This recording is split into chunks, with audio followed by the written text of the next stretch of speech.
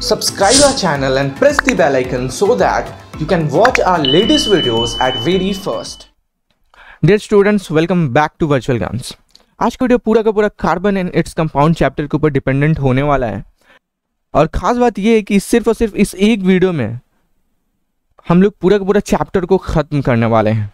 थोड़ा सा बड़ा चैप्टर है, आप देख पाते होगे 12 टॉपिक्स है और इसके अंदर भी काफ़ी सारे सब टॉपिक्स हैं। तो हम लोग सबसे पहले ऑकरेंस ऑफ कार्बन के बारे में डिस्कस करेंगे, then bonding in carbon, covalent bond, electronic dot structure, formation of carbon compound, types of covalent bond, isomerism, functional group क्या होता है, होमोलोगस सीरीज क्या होता है, chemical properties of carbon compound क्या होते हैं, some important carbon compounds and last soap and detergent के बारे में डिस्कस करेंगे। स्टार्ट करने से पहले आपसे ये रिक्वेस्ट है कि अगर आप इस चैनल पर नए हैं तो प्लीज़ इस चैनल को सब्सक्राइब कर दीजिए ताकि जैसे ही मैं नया वीडियो अपलोड करूं आपको जल्द से जल्द उसका नोटिफिकेशन मिल पाए। और प्लीज़ इस वीडियो को अपने दोस्तों के साथ भी शेयर कीजिए ताकि वो भी इन सब चीज़ों के बारे में जान पाए, क्योंकि ये पूरा का पूरा जो जर्नी होने वाला है डिजिटल ब्लैक बोर्ड पर होने वाला है और डिजिटल वाइट बोर्ड पर भी होने वाला है। मैं आपको एक और बात बताना चाहता हूँ कि मैं टोटल अभी साइंस के 3 चैप्टर के वीडियोस अपलोड कर दिए हैं और मैथ के 5 चैप्टर्स के वीडियोस अपलोड कर दिए हैं, जिसका प्लेलिस्ट मैं नीचे डिस्क्रिप्शन बॉक्स में दे दूंगा। So let's start with this chapter.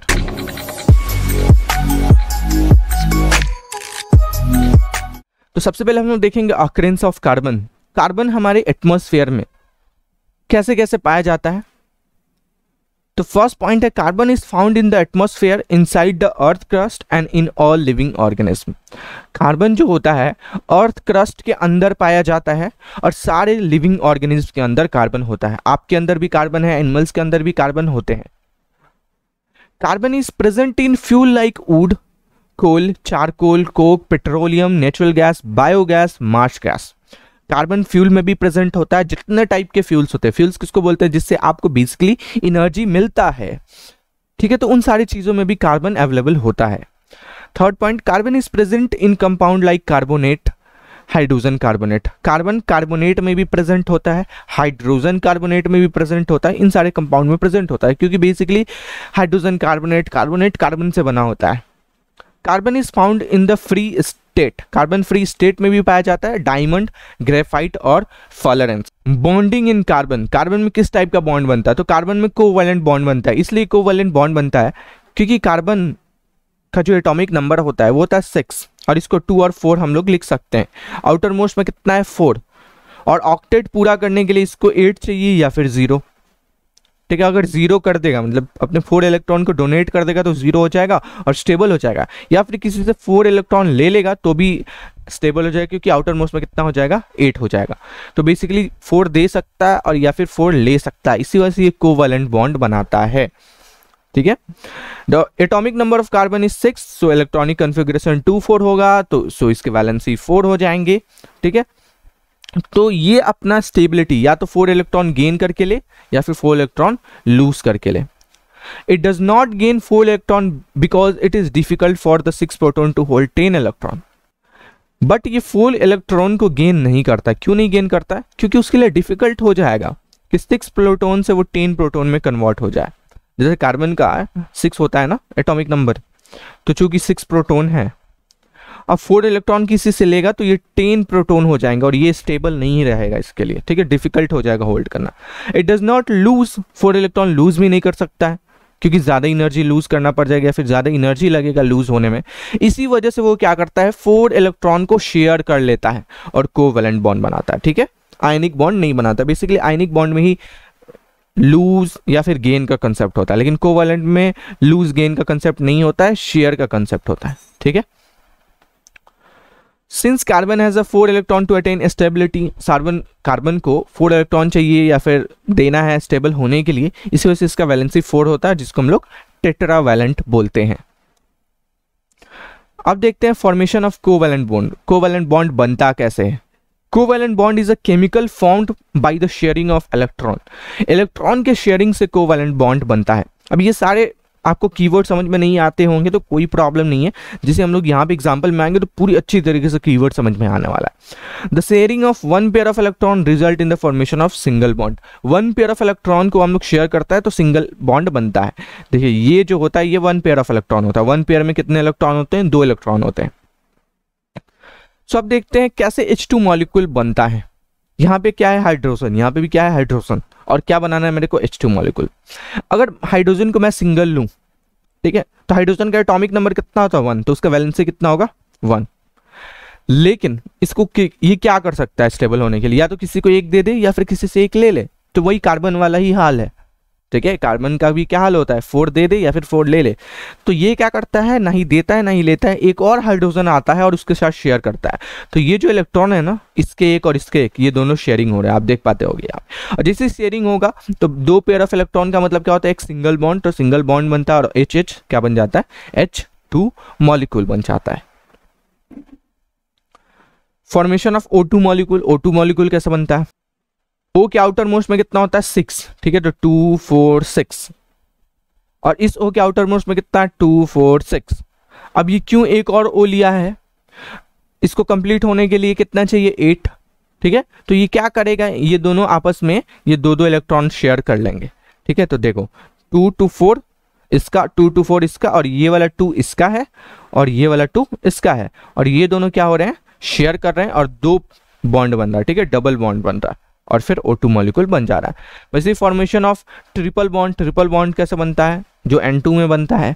Nitrogen के कितने होते हैं 2 और 5, आउटर मोस्ट में कितने हैं 5, कितना चाहिए इसको 3, तो ये 2 हो गया 3 आउटर मोस्ट में, ये भी 2 हो गया 3 आउटर मोस्ट में, और फिर ये ट्रिपल बॉन्ड बना लेता है शेयरिंग कर करके, ठीक है, तो N2 मॉलिक्यूल बन जाता है। अब यहाँ पे मैंने कुछ आपको एग्जाम्पल दिए हुए हैं, आप इसको गो थ्रू कर सकते हो।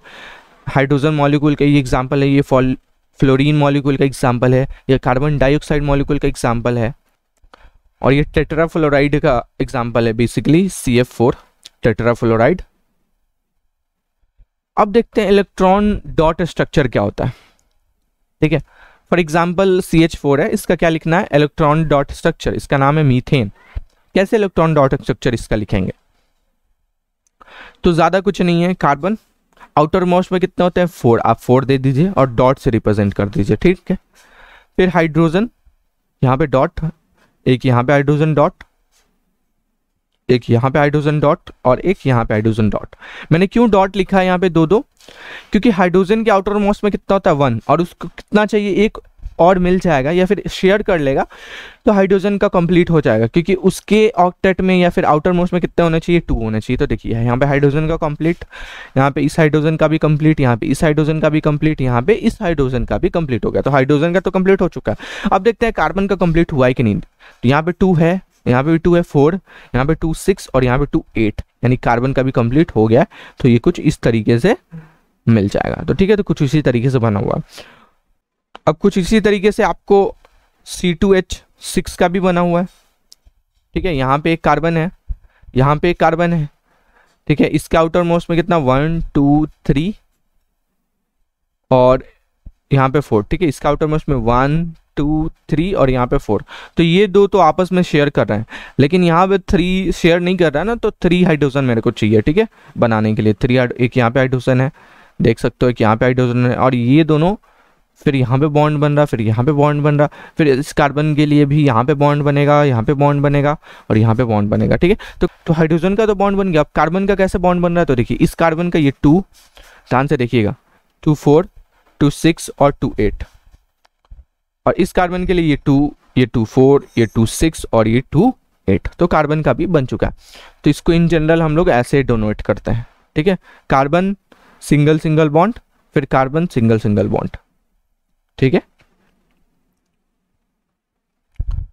Formation of very large number of carbon compound. Carbon compound बहुत ही लार्ज नंबर में बनता है। कैसे बनता है उसको भी देखते हैं।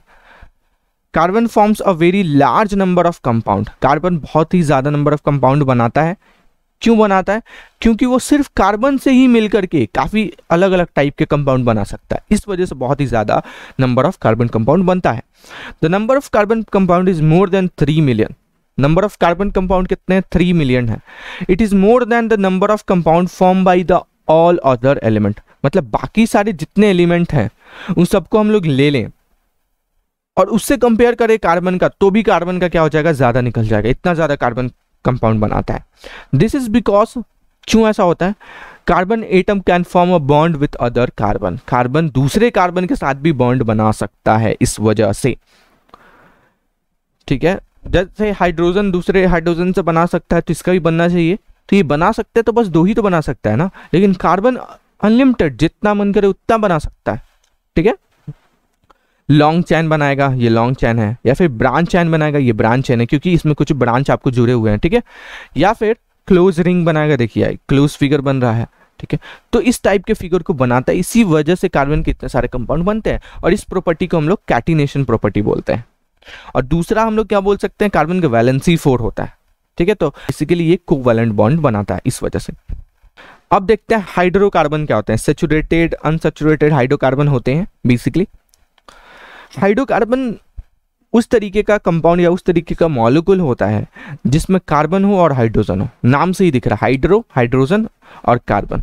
ठीक है, तो हाइड्रोकार्बन काफी टाइप के होते हैं, सैचुरेटेड और अनसैचुरेटेड। सैचुरेटेड एक टाइप का होता है और अनसैचुरेटेड 2 टाइप का होता है। सैचुरेटेड क्या होता है, hydrocarbon having all single covalent bond. ऐसा हाइड्रोकार्बन सिर्फ और सिर्फ सिंगल कोवैलेंट बॉन्ड होगा। देखिए आप, सिर्फ सिंगल बॉन्ड है ना, तो उसको हम लोग क्या बोलते हैं, अल्केन्स बोलते हैं। क्या बोलते हैं, अल्केन्स या फिर सैचुरेटेड हाइड्रोकार्बन्स।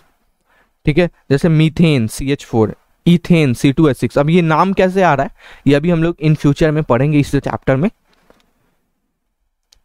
अनसैचुरेटेड क्या होता है, जिसमें डबल बॉन्ड हो या फिर ट्रिपल बॉन्ड हो। ठीक है, डबल बॉन्ड या फिर ट्रिपल बॉन्ड। तो जिसमें डबल बॉन्ड होता है उसको हम लोग अल्कीन बोलते हैं, और जिसमें ट्रिपल बॉन्ड होता है उसको अल्काइन बोलते हैं। तो अल्कीन का क्या होता है, C2H4, C3H6। देख सकते हो यहाँ पे डबल बॉन्ड आ रहा है। अब कैसे आ रहा है ये अभी हम लोग देखेंगे। अल्काइन, अल्काइन में कितने बॉन्ड होते हैं, ट्रिपल बॉन्ड। देख सकते हो C2H2 कितने बॉन्ड है, ट्रिपल बॉन्ड है। C3H4 कितने बॉन्ड है, ट्रिपल बॉन्ड है। अब देखते हैं आइसोमरिज्म क्या होता है। What is isomerism, carbon compound having the same molecular formula but different structure formula. ऐसा कार्बन कंपाउंड जिसका मॉलिक्यूलर फार्मूला सेम हो बट स्ट्रक्चर फार्मूला अलग अलग हो। जैसे फॉर एग्जांपल C4H10 है। ठीक है, तो यहाँ पे देखो 1 2 3 4, और हाइड्रोजन कितना है, 1 2 3 4 5 6 7 8 9 10। ठीक है, तो C4H10 है, तो ये तो नॉर्मल ब्यूटेन हो गया। ठीक है, नाम कैसे आ रहा है ये भी हम लोग पढ़ने ही वाले हैं इस स्लाइड के बाद। अब आइसोब्यूटेन हम लोग बना रहे हैं। ठीक है, इसमें भी क्या हो रहा है, कार्बन 1 2 3 4 है और हाइड्रोजन कितना 10, तो 1 2 3 4 5 6 7 8 9 10। बस फर्क क्या आ गया है कि यहाँ पे, ठीक है, थोड़ा ब्रांचिंग हो गया है, इस वजह से। यहाँ पे आप क्या देख रहे हो, स्ट्रक्चर फार्मूला अलग है लेकिन मॉलिक्यूलर फार्मूला क्या है, सेम है। वैसे पेंटेन C5H12 का एक नॉर्मल पेंटेन है, ये आइसोपेंटेन है, और ये नियोपेंटेन है। मतलब बेसिकली हम लोगों ने क्या किया है, 4 कार्बन के ऊपर एक कार्बन लगाया और यहाँ पे 3 कार्बन के ऊपर एक यहाँ पे और एक यहाँ पे लगा दिया है। ठीक है, फंक्शनल ग्रुप को हम लोग देख लेते हैं क्या होता है। An atom or a group of atom which decide the properties of carbon compound is called a functional group. Atom होता है या फिर ग्रुप ऑफ एटम होता है, वो क्या करता है, कार्बन कंपाउंड के प्रॉपर्टीज को डिसाइड करता है कि ये अल्कोहल है, हल्डिहाइड है, कार्बोक्सिलिक एसिड है या फिर कीटोन है। अब कैसे हम लोग पता करेंगे, अगर किसी कार्बन कंपाउंड के लास्ट में Cl, Br ये सारी चीजें लगे हो, यानी हेलो ग्रुप लगा हो। हेलो ग्रुप क्या होता है, क्लोरीन, ब्रोमीन, फ्लोरीन, आयोडीन ये सारी चीज होते हैं, तो उसको हम लोग क्या बोलते हैं, हालाइड बोलते हैं। ऐसा कार्बन कंपाउंड जिसके लास्ट में OH लगा हो, जैसे यहाँ पे देख पा रहे हो आप OH लगा है, यहाँ पे भी देख पा रहे हो OH लगा है, तो उसको हम लोग क्या बोलते हैं, अल्कोहल बोलते हैं। ऐसा कार्बन कंपाउंड जिसके लास्ट में CHO लगा है, देखिए यहाँ पे CHO लगा है, यहाँ पे CHO लगा है, तो उसको हम लोग अल्डिहाइड बोलते हैं। ऐसा कार्बन कंपाउंड जिसके लास्ट में COOH लगा होता है, जैसे यहाँ पे भी COOH लगा है, यहाँ पे भी COOH लगा है, तो उसको हम लोग कार्बोक्सिलिक एसिड बोलते हैं। ऐसा कार्बन कंपाउंड जिसके मिडिल में CO लगा हो उसको हम लोग कीटोन बोलते हैं। यहाँ पे CO लगा हुआ है, यहाँ पे भी CO लगा हुआ है, तो ये क्या है, कीटोन है। नाम कैसे तैयार हो रहा है ये तुरंत अभी हम लोग देखने वाले हैं। ठीक है, तो यहीं से ये जो होमोलोगस सीरीज है ना, इसको पढ़ने के बाद जितने प्रीवियस नेम्स वगैरह थे वो सारे क्लियर होने वाले हैं। होमोलोगस सीरीज क्या होता है, homologous series is a group of carbon compound having similar structure, similar chemical properties whose successive member differ by CH2 group. Basically homologous series क्या होता है, एक सीरीज होता है जिसमें कुछ सिमिलर प्रॉपर्टीज होते हैं, बस उसके सक्सेसिव मेंबर CH2 से डिफर करते हैं। ठीक है, तो पहला हम लोगों ने क्या पढ़ा था, अल्केन पढ़ा था ना, अल्केन में CH4, C2H6 ये सब कैसे आ रहा था। तो अल्केन का जनरल फार्मूला होता है CnH2n+2, तो इसको ध्यान से हम लोग समझते हैं। ठीक है, अगर n की वैल्यू 1 लेते हैं, ठीक है, तो यहाँ पे 1 आएगा H, और 2 × 1 2 और 2 + 2 4, मतलब C1H4 को हम लोग CH4 लिख सकते हैं। C कार्बन बेसिकली कितने बॉन्ड बनते हैं, 4 बॉन्ड बनते हैं, ठीक है, तो हाइड्रोजन कितना है 4, तो बेसिकली 4 हाइड्रोजन लगा दीजिए, ठीक है। अब नेक्स्ट अगर हम लोग 2 पुट करेंगे तो कितना आएगा C2 और 2 × 4, मतलब C2H6। तो सबसे पहले तो 2 कार्बन बना दीजिए एक सिंगल बॉन्ड के साथ, ठीक है। जब भी कोई जैसे यहाँ पे C2H6 लिखा हुआ है तो आप देख लीजिए, हाँ 2 यहाँ पे है, 2 × 4 + 2 6 होता है, यानी ये क्या है, अल्केन है, ठीक है। इसी से आपको समझ में आना चाहिए। तो जब भी अल्केन होगा तो कार्बन कार्बन के बीच में एक बॉन्ड देंगे। अब चूंकि ये कार्बन एक बॉन्ड बना चुका है तो और कितना बॉन्ड बना सकता है, और 3 बॉन्ड बना सकता है, सब में हाइड्रोजन दे दीजिए। और ये भी कार्बन एक बॉन्ड बना चुका है तो और 3 बॉन्ड बना सकता है, इसमें भी हाइड्रोजन दे दीजिए। तो कितना हाइड्रोजन हो गया, 3 और 3 6 और कार्बन 2। तो कुछ इस तरीके से बनता है अल्केन्स।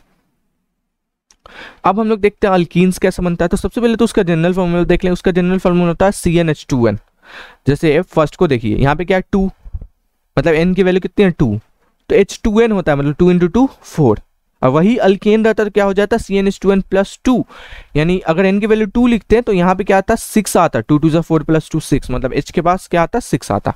तो कार्बन 2 है तो कार्बन 2 लिखिए। अब अल्कीन में होता है डबल बॉन्ड, तो डबल बॉन्ड दे दीजिए। ये वाला कार्बन कितना बॉन्ड बना चुका है 2, और कितना बना सकता है, और 2 बना सकता है, ठीक है, 2 और बॉन्ड बना देते हैं।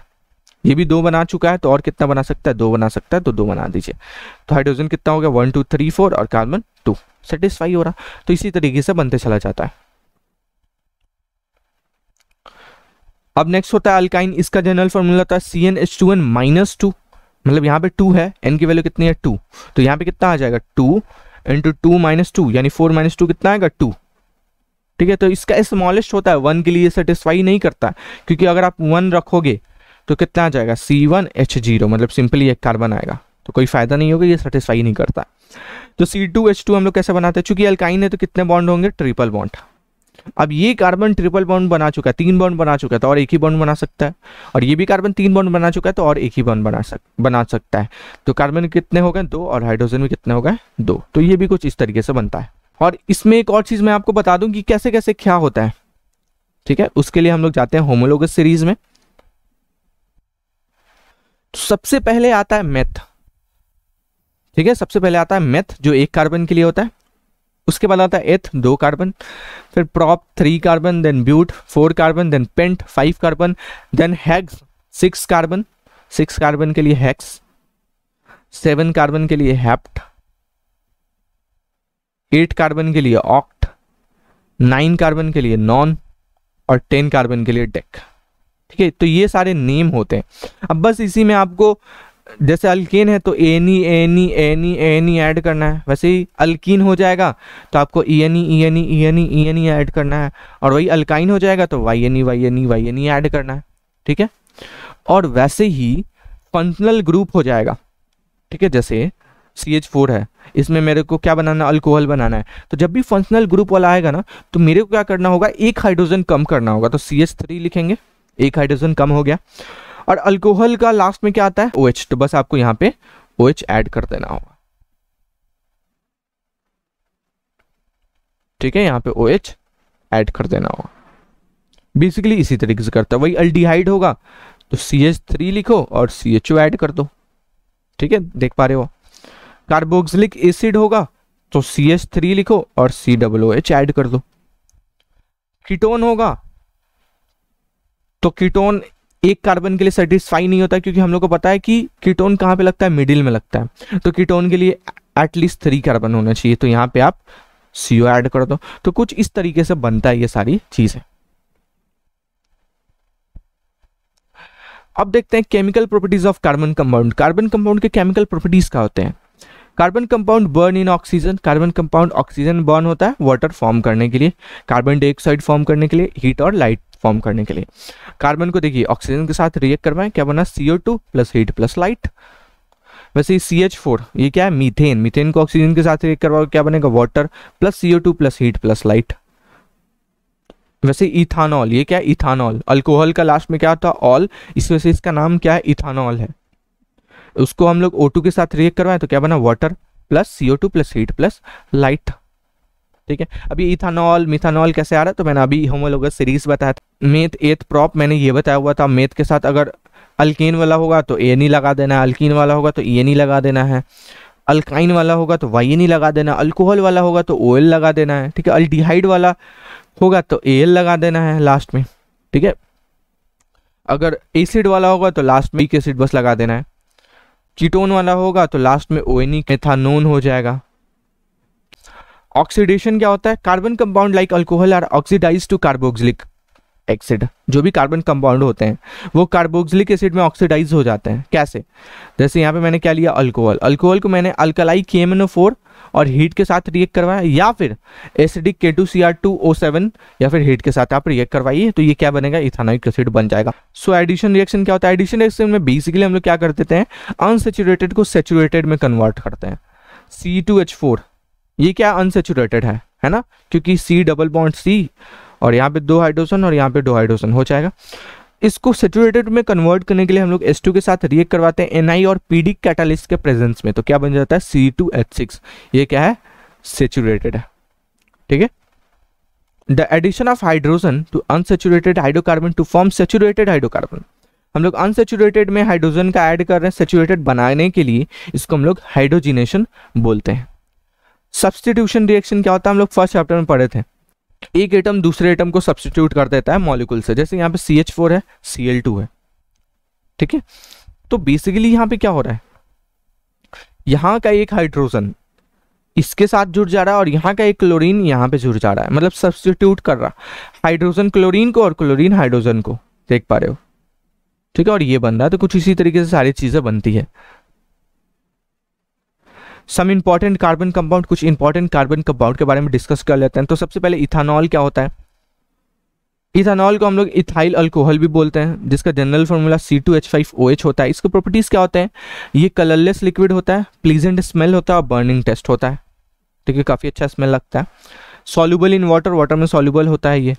जब भी हम लोग इथानॉल को सोडियम के साथ रिएक्ट करते हैं तो इथानोएट बनता है, और जब भी हम लोग इथानॉल को कंसंट्रेटेड H2SO4 के साथ रिएक्ट करते हैं तो आपको अनसेचुरेटेड कंपाउंड बन जाता है, क्योंकि ये बेसिकली क्या है, इथीन है, इथीन प्लस वाटर। इसके यूजेस क्या है, इथानॉल का यूज हम लोग अल्कोहल ड्रिंक बनाने में यूज करते हैं, सॉल्वेंट बनाने में यूज करते हैं, या फिर एज अ सॉल्वेंट ये यूज होता है। It is use for making medicine बनाने के लिए यूज होता है, ठीक है। कफ सिरप हो गया, टॉनिक्स हो गया, ये सारी चीज बनाने के लिए यूज होता है। इथानोइक एसिड देख लेते हैं। इथानोइक एसिड को हम लोग एसिटिक एसिड भी बोलते हैं इन जनरल, ठीक है। ये सारे क्या है, आईयूपैक नेम है, और ये क्या है, जनरल नेम। इसका जनरल फॉर्मूला CH3COOH होता है। अब 8 मतलब कितने कार्बन, 2 कार्बन, ठीक है। तो देखिए 1 और 2 कार्बन है यहाँ पे। प्रॉपर्टीज क्या है, ethanoic acid is a colourless liquid with a pungent smell and sour taste. Ethanoic acid क्या होता है, जो कलरलेस लिक्विड होता है, इसका स्मेल पंजेंट होता है और इसका टेस्ट क्या होता है, सावर होता है। ये वाटर में सॉल्युबल होता है। A solution 5% to 8% ethanoic acid in water is called vinegar. अगर हम लोग वाटर में 5 to 8% इथानोइक एसिड मिला दें तो उसको हम लोग क्या बोलेंगे, विनेगर बोलेंगे, ठीक है।